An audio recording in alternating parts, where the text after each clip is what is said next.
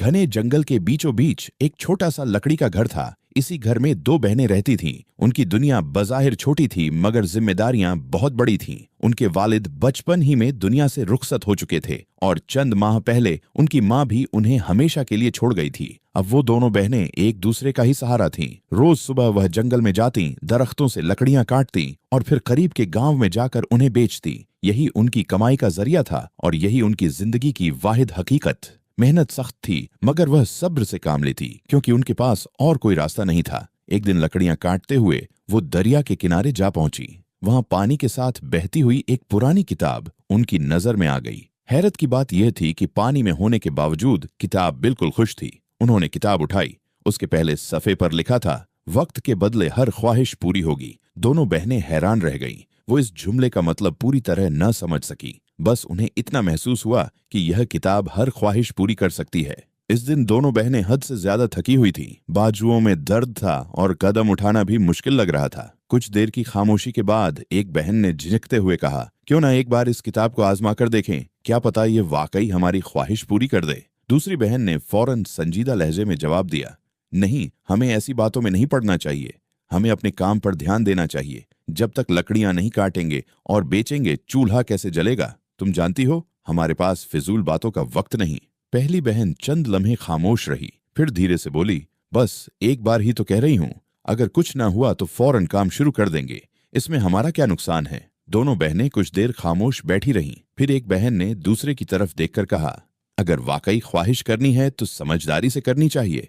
ऐसी ख्वाहिश जो हमारी मेहनत को कुछ आसान बना दे। दूसरी बहन ने सर हिलाते हुए कहा, हाँ बिल्कुल, हम रोज आधा दिन दरख्त काटने में लगा देती हैं और फिर भारी लकड़ियां उठाकर दूर दूर के गांव जाना भी बहुत मुश्किल होता है। पहली बहन ने अपने थके हुए हाथों को देखते हुए कहा, अगर हमें दरख्त काटने की मशक्कत न करनी पड़े और लकड़ियां पहले से कटी हुई मिल जाएं, तो हम ज्यादा गांव तक जा सकेंगे और कम वक्त में ज्यादा कमा लेंगे। दूसरी बहन ने कुछ लम्हे सोचा, फिर बोली, हाँ, ये ख्वाहिश ठीक है। इससे वक्त भी बचेगा और जिस्मानी मेहनत भी कम हो जाएगी। दोनों बहनों ने एक दूसरे की तरफ देखा और इत्तेफाक से कहा, तो फिर हम यही ख्वाहिश करते हैं कि हमें कटी हुई लकड़ियां मिल जाएं। चंद ही लम्हों बाद उनके सामने लकड़ियों का एक बड़ा ढेर मौजूद था। वो दोनों हैरत से साकेत रह गई। खौफ, खुशी और हैरानी एक साथ उनके दिल में उमड़ आए। एक बहन ने खुशी से कहा, ये किताब वाकई हमारी ख्वाहिशें पूरी कर रही है। दूसरी बहन की आंखों में चमक आ गई। वो मुस्कुराते हुए बोली, अब हमारी जिंदगी आसान हो जाएगी।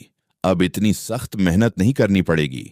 उन्होंने जादुई किताब को एहतियात से घर में रखा और कटी हुई लकड़ियां उठाकर गांव की तरफ रवाना हो गई। आज दरख्त काटने की जरूरत नहीं पड़ी थी, इसीलिए उनके पास आम दिनों से कहीं ज्यादा वक्त था। आमतौर पर वो एक दिन में सिर्फ 2 गांव तक जा पाती थी, मगर इस दिन वक्त बचने की वजह से वो 5 मुख्तलिफ गांव में लकड़ियां बेच आई। शाम तक कमाई मामूल से कहीं बेहतर हो चुकी थी, मगर वापसी पर उनके कदम लड़खड़ा रहे थे।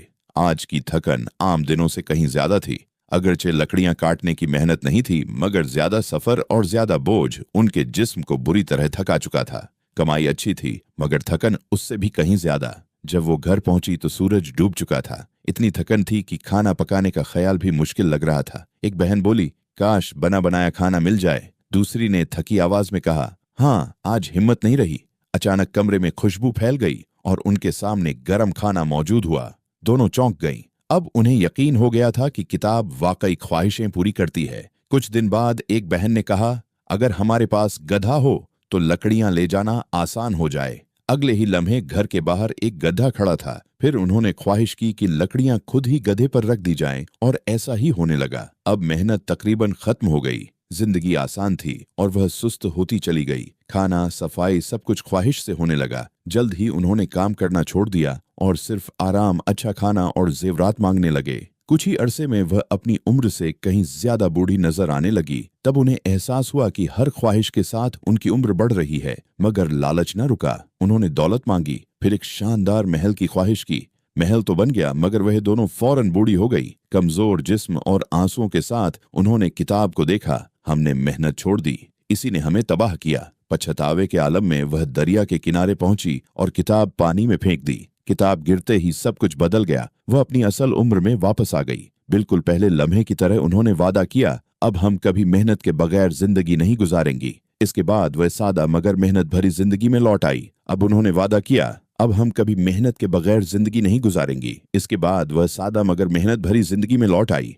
अब वह जान चुकी थी, आसानी की लालच महंगी होती है और मेहनत ही असल सुकून है। और अगर आपको यह कहानी पसंद आई हो तो वीडियो को लाइक करें, चैनल को सब्सक्राइब करें और कमेंट्स में हमें बताएं कि आपको यह कहानी कैसी लगी।